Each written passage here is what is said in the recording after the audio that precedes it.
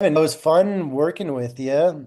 How was your experience doing hypnosis with me for the first time? This is my first time being hypnotized. I've never been through it before. I found the session very relaxing. I experienced things in this session that I've never experienced before, and that it's opened my mind to the power of the subconscious and the kind of hold it can have over your conscious being. For example, there were times during the session where I tried to open my eyelids, but because of your suggestions, I was unable to do so. Similarly, when my hands were clasped together, I was attempting to unlink my fingers. Because of your guidance, I was unable to do so. It made me aware of how powerful the subconscious mind is over the conscious in certain instances. Overall, it was extremely relaxing and educational, something I've never done before, and I was glad to experience. I know you mentioned in the beginning that you were a little bit concerned because I've had other clients say this that they've never been hypnotized before, but they're like, I don't even think I'll like be able to get into hypnosis. Were you surprised by how easy it was to get into hypnosis, especially over Zoom? Because you're also, we are over Zoom in different states even, right? I was actually thinking about that before we started the session. I was like, how is this going to work? Because I thought for the session to be more effective or for the power of suggestion from you or from whoever the hypnotist is, that it would be more powerful if the two parties were there in person. How's this going to work over Zoom? Everyone's been on so many Zoom calls. People generally switch off.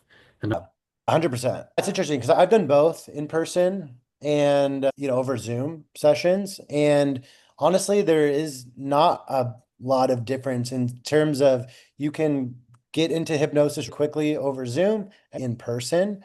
There Hmm, are actually a few benefits of doing Zoom over in person. Is one is just the comfortability factor of not having to drive to somebody's office, and then when you're done, okay, you're back in your apartment instead of having to stop at red lights. You can go back into your everyday environment and have a deeper sense of relaxation instantly. The integration process is just easier. And then also for everyday people, just easier to jump on a Zoom, jump off, yeah. just having to go into somebody's office and take all that time to do that. Very similar. Like I've done both in-person hypnosis and over Zoom, and I find it to be very, very similar and replicatable. I remember most of everything we talked about during the session. Is that the way it should Yeah. be? Yeah. That is the way it should be. Yeah. So, yeah, a common misconception is you look up in Webster's dictionary, it's hypnosis.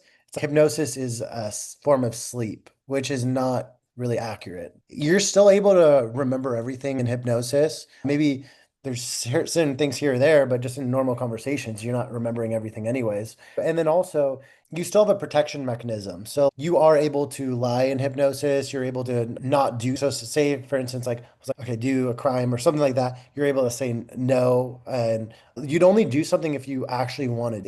It's also misunderstood in the health field, right? Where a lot of people have a misinterpretation of hypnosis. A lot of people don't even credit it as effective for anxiety. Take the anti-anxiety medication, which is the opposite of hypnosis, where you're basically saying, I already have the cure inside myself, and I can unlock and heal myself of addiction or the anxiety or the lack of sleep or anything of that nature. That cure is already inside. I just need to unlock it versus Yeah. the typical medical field is take this pill. So it's quite opposite. Okay. Okay. Yeah. All right. All Well, right. here. Well, thank you. Appreciate it. So that was a lot of fun.